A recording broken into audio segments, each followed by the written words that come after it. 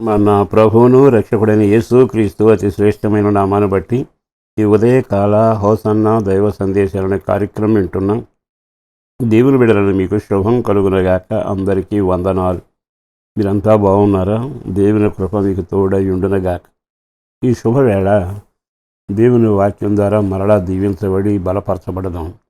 బైబిల్లో ఒక విషయాన్ని మీకు జ్ఞాపకం చేస్తాను. అదేమిటంటే, భూలోకంలో జీవితాన్ని కొనసాగించడానికి,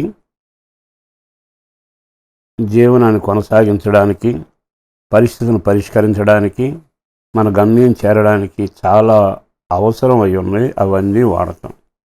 ఆహారం కానీ, డబ్బు కానీ, బలం కానీ, ఆయుధాలు కానీ కొన్ని ఉంటేనే మన జీవితంలో కొనసాగుతూ ఉంటాయి. కానీ ఆత్మీయ జీవితంలో నీ ఆధ్యాత్మిక ఎదుగుదల ఎదగాలి అంటే బైబిల్లో రాయబడిన ఒక వాక్యాన్ని కూడా మీకు జ్ఞాపకం చేయాలని కోరుకుంటున్నాను. అది చాలాసార్లు మనకు పెద్ద అవసరమా అనిపిస్తుంది.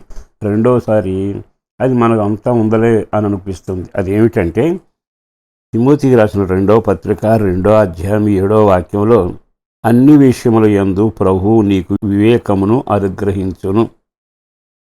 ఒక యవనస్తుని చూచి అపొస్తలుడైన పౌలు దీవిస్తూ ఆశీర్వదిస్తూ, అయ్యా, నీకు అన్ని విషయాల్లో అవసరమైంది ఒకటి ఉంది. ఆ అవసరమైంది ఉంటే నీ జీవితం ఆధ్యాత్మికంగా, శారీరకంగా అన్ని కోణాలను వర్ధిల్లుతావు. భూలోకంలో అవసరాలు ఉన్నాయి, కానీ ఆధ్యాత్మిక జీవితంలో, శరీర కుటుంబ జీవితంలో కూడా అవసరమైంది ఏమిటంటే వివేకం.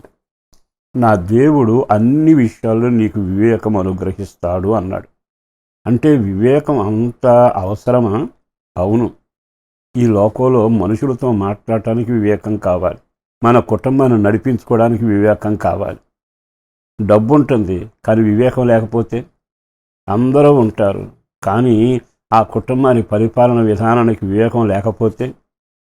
అంటే కొన్నిసార్లు మనం అనుకునేది డబ్బే సరిపోతుంది, ఓపికే సరిపోతుంది, బలమే సరిపోతుంది అంటే ప్రమాదకరం. కనుక వివేకం చాలా అవసరమైంది.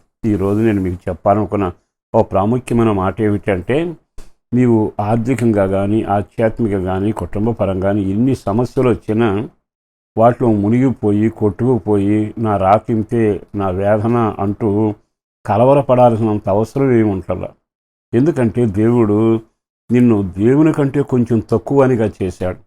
మనల్ని చేసిన విధానం చూస్తే ఆశ్చర్యం వినిపించట్లే. పైగా ఏమన్నాడు తెలుసా? అతని మనోభీష్టాన్ని తీరుస్తాను అన్నాడు.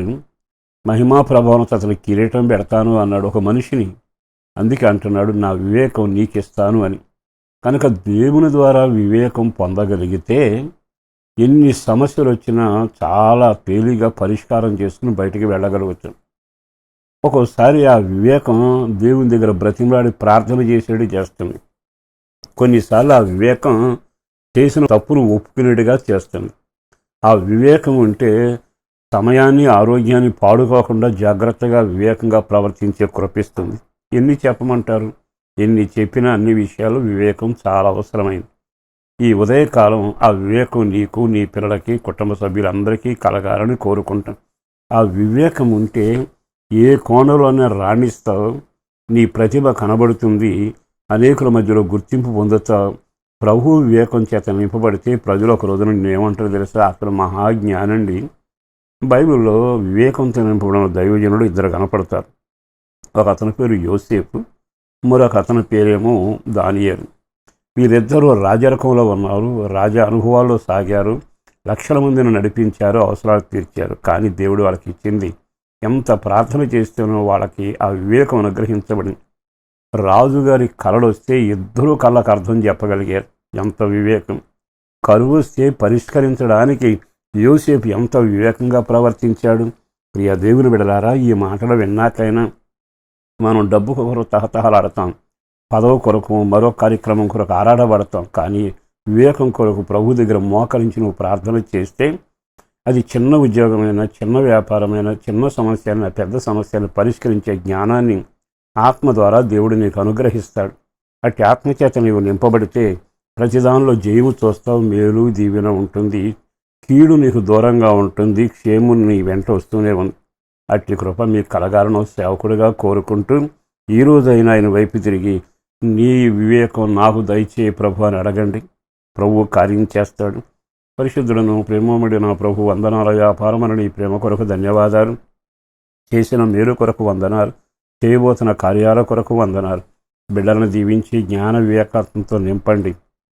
ప్రతిదీ పరిష్కరించుకు ముందుకు సాగడానికి కార్యం చేయండి.